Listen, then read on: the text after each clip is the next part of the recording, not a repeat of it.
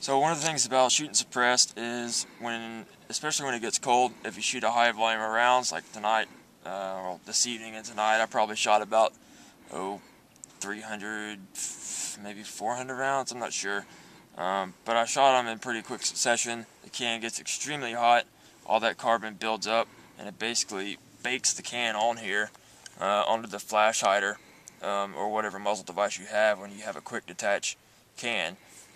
It is quick detach, except when it gets all crud built up, and then it's really freaking hard to take off. So when it gets really stuck, especially the colder it gets, when it's really hot and you're shooting in a colder environment, it's like in the 40s tonight, which isn't real cold, but it's a little chilly. The cooler, when it cools down pretty fast like that, going from hot to cold in pretty quick succession, it just bakes it on there even more. It makes it even more difficult to get off. So the Surefire's recommendation, it's the emergency removal procedure. So load one live round in the chamber, unlock the locking ring here, and basically point it in a safe direction, and boom, shoot it down range. But what I did figure out is you can use a blank round, and it's the same effect. It doesn't build up as much pressure, but it still builds up just enough pressure to where it can shoot the can off at a much lower velocity, and there's nothing coming out of the barrel, obviously, because it's a blank round.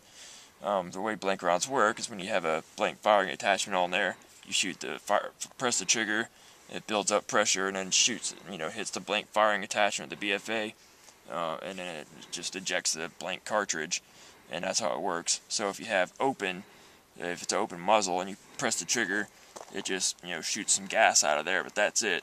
The round won't eject, it'll just stay in there. Instead of the round ejecting, it'll shoot the can off. So anyways, going to go ahead and do that now. It's a lot easier than trying to really just work it free and stuff. I don't know if it probably, if we messed around with it enough, it'd come off, but one night when I fired a lot of rounds, like 500 rounds, and it got just glowing ass hot, we could not get it off, and that's why I had to use the emergency removal procedure with the live round, because it wouldn't come off. And that bitch shot like 15 yards or so down range. And shooting $1,000, it's like shooting $1,000 down range. If you press the trigger, boom, there goes $1,000. So it's a little freaky, although nothing happens to it. They're fucking durable as shit, is definitely proven.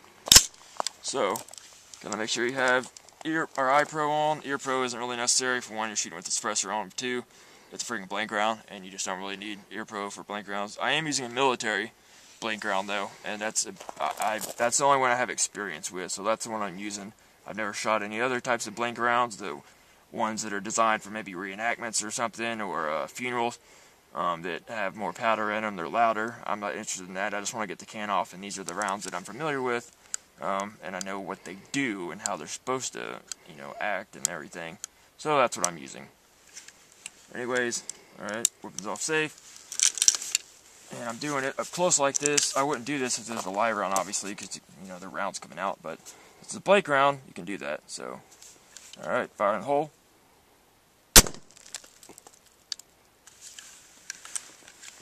Come off. Come off. That's crazy. See, that bitch is on there. Yeah. You want another one? Yeah, it's completely unlocked. Yeah. I'll go ahead and try it again, part 2. Alright, so I'm going to try this again. I wasn't expecting that. It's really baked on there. I let it get way too cold. I just wanted to go ahead and do this to see how much I could do it, to see how it would work if you let it get really cold way too long. So basically, the best way to do it is you get a welding glove, and that way you won't burn your freaking hand after you get done shooting. And as soon as you can, try and take the can off as fast, 10, 15, 20 minutes or so after you get done shooting. It's a lot easier. The warmer it is, the easier it is to take off. So if it doesn't come off this time, I'll try it a couple more times, and then I'll just shoot some rounds down range and try it again. And if it absolutely positively won't come off, I'll have to wind up shooting a live round to it. Hopefully it will. We'll see. Alright, fire in the hole.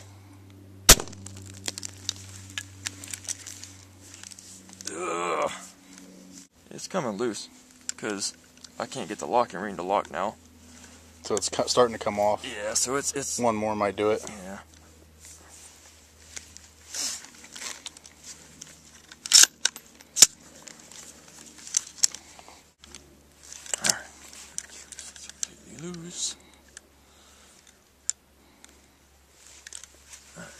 Try it again here. There we go. So, not 1, not 2, but 3. So, that's how it works. Obviously, sometimes 1 and 2 isn't enough. So, last time it only took 1 round, but I actually did it when it was still kind of warm.